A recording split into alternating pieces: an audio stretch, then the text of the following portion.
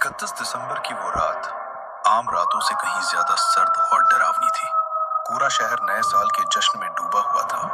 आतिशबाजियों की आवाजें दूर से आ रही थीं, लेकिन शहर के बाहरी इलाके में घना कोहरा और सन्नाटा छाया हुआ था। टैक्सी ड्राइवर रमेश ने अपनी कलाई पर बंधे घड़ी पर नजर डाली। 11:15 हो गए। बस बहुत हो गया आज का काम। अब सीधा घर जाता हूँ। बीवी बच्चे इंतजार कर रहे होंगे। उसने अपनी टैक्सी का इंडिकेटर घर की तरफ मोड़ा ही था कि तभी उसके मोबाइल की स्क्रीन जल उठी। एक नई बुकिंग। रमेश ने नकारने के लिए उंगली बढ़ाई, लेकिन तभी उसकी नजर किराए पर पड़ी। आम दिनों से 3 गुना ज्यादा किराया। स्क्रीन पर एक मोटी रकम चमक रही थी। रमेश का हाथ रुक गया। एक तरफ परिवार के साथ जश्न था और दूसरी तरफ नए साल के लिए कुछ एक्स्ट्रा कमाई। बस ये आखिरी सवारी, फिर सीधा घर। उसने खुद को समझाया और एक्सेप्ट बटन दबा दिया। लोकेशन थी शहर के बाहर, पुराने नदी वाले पुल के पास। वो इलाका दिन में भी वीरान रहता था और आज की रात तो वहां परिंदा भी पर नहीं मार सकता था।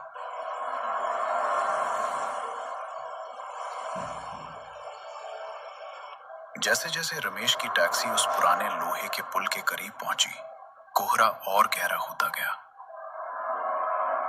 पुल के बीचों बीच स्ट्रीट लाइट की धुंधली रोशनी में उसे एक लड़की दिखाई दी। रमेश ने गाड़ी धीमी की। वो लड़की पुल की रेलिंग के बिल्कुल पास खड़ी थी। उसके पास एक बहुत बड़ा काले रंग का सूटकेस रखा था। इतनी रात को इस सुनसान पुल पर इतना बड़ा बैग लेकर कोई क्या कर सकता है? रमेश को अजीब सी सिहरन महसूस हुई। लड़की का चेहरा पसीने से तरबतर था और उसकी आंखों में एक ऐसा खौफ था जिसे देखकर किसी को भी लगे कि इस लड़की ने कुछ तो गलत काम किया होगा। रमेश ने मन में उठ रहे सवालों को दबा दिया। उसे तो बस अपनी सवारी पूरी करनी थी। उसने गाड़ी रोकी और शीशा नीचे किया। मैडम, टैक्सी आपने बुक की थी? रमेश ने पूछा। लड़की हड़बड़ा गई। उसने कांपते हुए हाथों से बैग की तरफ इशारा किया। रमेश बाहर निकला और डिक्की खोली। लड़की बैग उठाने की कोशिश कर रही थी, लेकिन बैग उससे 1 इंच भी नहीं हिला।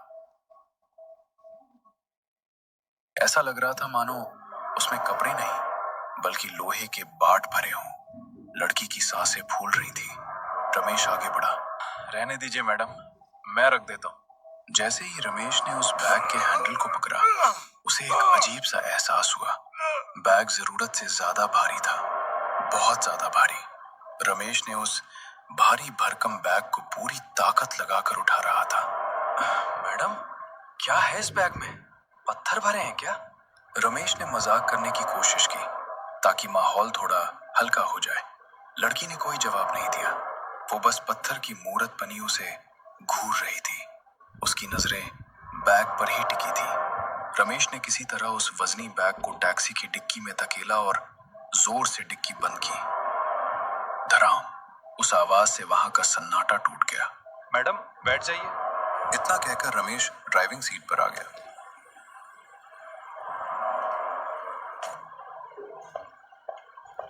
लड़की पिछली सीट पर बैठी। उसने दरवाजा लॉक किया। रमेश ने रियर व्यू मिरर में देखा तो लड़की अभी भी पीछे मुड़कर उस डिक्की की तरफ देख रही थी, जैसे उसे डर हो कि वो बैग कहीं गायब ना हो जाए। गाड़ी सन्नाटे को चीरती हुई शहर की तरफ बढ़ रही थी। बाहर हल्की बारिश शुरू हो चुकी थी, जिससे माहौल और भी डरावना हो गया था। टैक्सी के अंदर एक अजीब सी भारी खामोशी थी। रमेश बार बार रियर व्यू मिरर में पीछे बैठी उस लड़की को देख रहा था। मैडम, इतनी रात को कहाँ से आ रही हैं आप? मतलब सब ठीक तो है? रमेश ने हिम्मत जुटाकर पूछा। लड़की ने ठंडी आवाज में जवाब दिया। मैं एक पुराने दोस्त से मिलने गई थी, या यूं कहो हिसाब बराबर करने। हिसाब? रमेश चौंका। हाँ, हिसाब। हिसाब? मतलब अगर बुरा ना माने तो किस बात का हिसाब मैडम? लड़की ने खिड़की से बाहर देखते हुए अपनी बात आगे बढ़ाई। मैं एक लड़के से बहुत प्यार करती थी। ओह, तो फिर झगड़ा हो गया क्या? वो कहता था हम भागकर शादी करेंगे। 31 दिसंबर की रात, नया साल, नई जिंदगी। मतलब आज ही की रात? नहीं, पिछले साल 31 दिसंबर की रात, ठीक इसी वक्त। रमेश चौंका। उसने सोचा कि पिछले साल की बात ये औरत आज मुझे क्यों बता रही है, लेकिन उस पर ज्यादा ध्यान न देते हुए उसने पूछा, तो आगे क्या हुआ? उसने मुझे उसी ब्रिज पर बुलाया था जहां से तुमने मुझे आज पिक किया। जब मैं वहां पहुंची तो वहां उसके 2-3 दोस्त भी थे। रमेश चुपचाप सुनता रहा। खूब पार्टी की उन लोगों ने, शराब पी, शोर मचाया और फिर वो लोग चले गए। बाद में वहां सिर्फ मैं थी और वो। लड़की की आवाज अब थोड़ी सख्त हो गई थी। अकेला पाकर उसने मेरा फायदा उठाने की कोशिश की। वो जबरदस्ती करने लगा। उस पल मुझे साफ साफ पता चल गया था कि वो मुझसे प्यार नहीं करता। उसे सिर्फ मेरे जिस्म और मेरे पैसों से मतलब था। रमेश ने घबराहट में थूक निकला और बोला, तो आपने क्या किया मैडम? लड़की ने धीरे से अपना चेहरा शीशे की तरफ घुमाया और रमेश की आंखों में आंख डालकर उसने कहा, मैंने उसे उसी पुल से धक्का देकर मार डाला।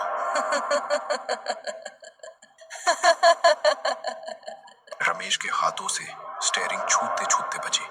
उसने जोर से ब्रेक पर पैर रखा लेकिन गाड़ी रोकी नहीं। क्या?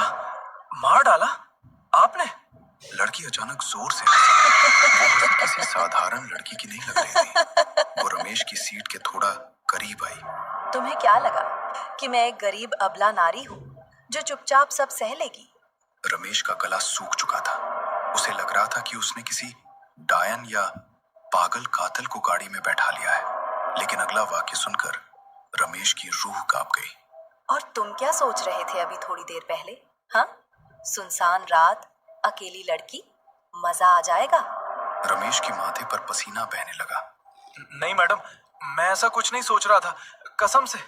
मिरर में उस लड़की ने रमेश की आंखों में देखा और जोर जोर से हंसने लगी। क्या यार, तुम भी कितने डरपोक हो। मजाक भी नहीं समझते। उस लड़की की ये बात सुनकर रमेश के जान में जान आ गई। तभी सामने एक पुरानी इमारत का गेट दिखाई दिया। रमेश ने राहत की सांस लेते हुए कहा, गैलेक्सी अपार्टमेंट आ गया मैडम। लड़की नीचे उतरी और डिक्की खोलने लगी। ये बैग बहुत भारी है और मेरा रूममेट भी फोन नहीं उठा रहा। क्या तुम इसे ऊपर तीसरी मंजिल तक पहुंचाने में मदद करोगे प्लीज? लड़की ने लाचारी से कहा। रमेश मना करना चाहता था लेकिन डर और जल्दी छुटकारा पाने की चाहत में उसने हाँ कर दी। उसने वो भारी बैग जिसमें से अब भी वो अजीब सी बदबू आ रही थी अपने कंधे पर उठाया। उफ, मैडम इसमें क्या भरा है? ऐसा लग रहा है कोई इंसान ले जा रहा हूँ। रमेश ने अनजाने में सच बोल दिया। लड़की ने रमेश की तरफ देखा और कहा, एक और मदद करोगे? मुझे अपने रूममेट को कॉल करना है। मेरा फोन बंद हो गया है। अपना फोन दोगे? रमेश ने झिझकते हुए अपना मोबाइल उसे दे दिया। लड़की थोड़ा दूर गई, किसी से बात की और फोन वापस करते हुए बोली, शुक्रिया, चलो ऊपर चलते हैं। रमेश बैग लेकर तीसरी मंजिल पर पहुंचा। सीढ़ियां चढ़ते हुए उसका दम फूल गया था। वो एक बंद दरवाजे के पास रुका। बस यही रख दो, लड़की ने कहा। जैसे ही रमेश ने बैग नीचे रखा, उसने देखा कि सीढ़ियों से पुलिस इंस्पेक्टर और 2 हवलदार तेजी से ऊपर आ रहे हैं। रमेश के पैरों तले जमीन खिसक गई। फंस गया, इस लड़की ने मुझे फंसा दिया। अब ये कहेगी कि कत्ल मैंने किया है। रमेश ने घबराकर हाथ ऊपर कर लिए। पुलिस वाले पास आए। रमेश बोलने ही वाला था कि साहब, मेरा कोई कसूर नहीं है। तभी इंस्पेक्टर ने रमेश को नजरअंदाज करते हुए उस फ्लैट का दरवाजा खटखटाया। दरवाजा खुला। सामने एक 25 से 26 साल का लड़का खड़ा था। पुलिस को देखकर उसके चेहरे का रंग उड़ गया। इंस्पेक्टर ने कड़क आवाज में कहा, क्यों बे, सोचा था बच जाएगा?